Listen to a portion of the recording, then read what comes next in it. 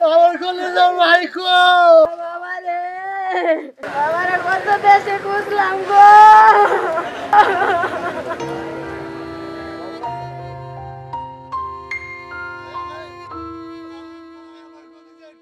এক সপ্তাহ ধরে নিখোঁজে ছিল কলেজ ছাত্র সুমন।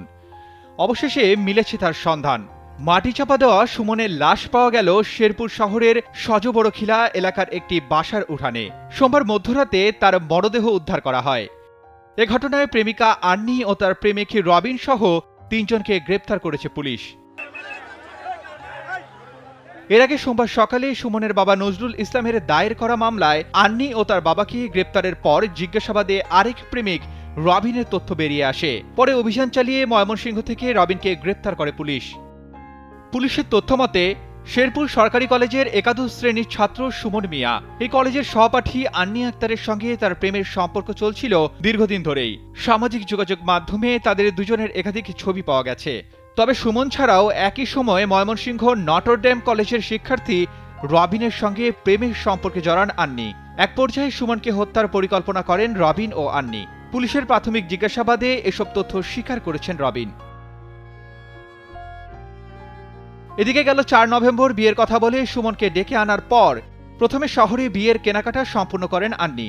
এরপর বিকেলে শহরের সজবড়খিলা এলাকায় রবিনের বাসায় এনে সুজনকে হত্যার পর মাটি চাপা দেওয়া হয়। ঘটনার সঙ্গে জড়িতদের দ্রুত শাস্তির আওতায় আনার দাবি স্বজন ও স্থানীয়দের।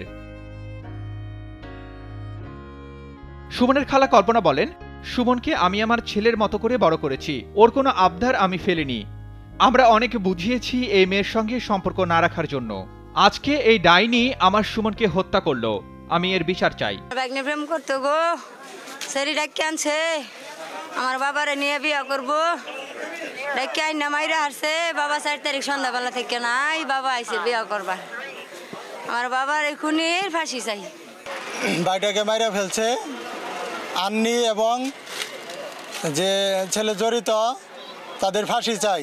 আন্নি নামে যে মেয়েটা, এই আন্নি নামে মেয়েটা ওরে বিয়ে করার কথা বাইর থেকে উঠাই নিয়ে আইছে, নিয়ে আমার এই বাইস্তাটারে আরো সাথে কি পুলিশ, এটা ফুরকান পুলিশের ছেলে, ফুরকান পুলিশের ছেলে এই আমার বাইস্তাটারে মাইরে এই উত্তরা হসপিটালের পিছনে ওনার বাসা, এই বাসার ওগেরে দরজার সামনে একটা লাউ গাছে জাংলার নিচে আমার বাইস্তারে উপতা করে পুঁততে শুয়েছে।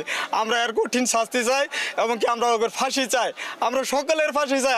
এদিকে সুমনের নিখোঁজের ঘটনায় শেরপুরের বৈষম্য বিরোধী ছাত্র আন্দোলনের পক্ষ থেকে পুলিশের কাছে অভিযোগ করে খুঁজে পেতে সহায়তা চাওয়া হয়। পরে সোমবার রাতে মরদেহ উদ্ধারের পর তাদের পক্ষ থেকে বিচারের দাবি তোলেন সদস্যরা।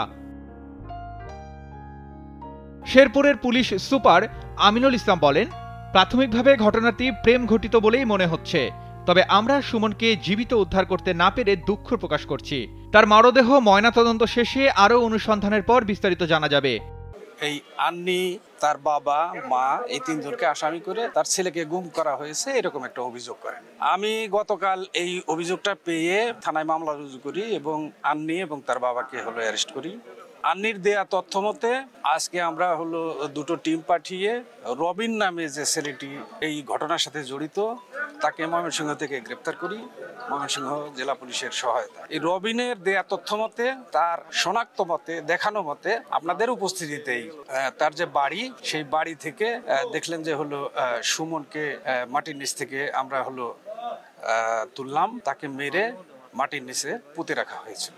এটা একেবারেই ইনিশিয়াল স্টেজ। আমাদের মূল উদ্দেশ্যটা ছিল যে সুমন কোথায় আছে, সুমনকে বের করা, খুঁজে বের করা। দুঃখের বিষয় যে সুমনের ডেড বডিটা আমরা পেলাম আজকে। এর সাথে কারা কিভাবে জড়িত আমরা নিশ্চয়ই তদন্ত করে দেখব, এটার সাথে আমরা লেগে আছি। পরিবারের তথ্য মতে এসএসসি পরীক্ষায় একই কেন্দ্রে পরীক্ষা দেওয়ার সময় সুমন ও আন্নির পরিচয় হয়। পরে তা প্রেমের সম্পর্কে গড়ালে দুজনই একই কলেজে ভর্তি হয়। Arman Ali, Daily Sun.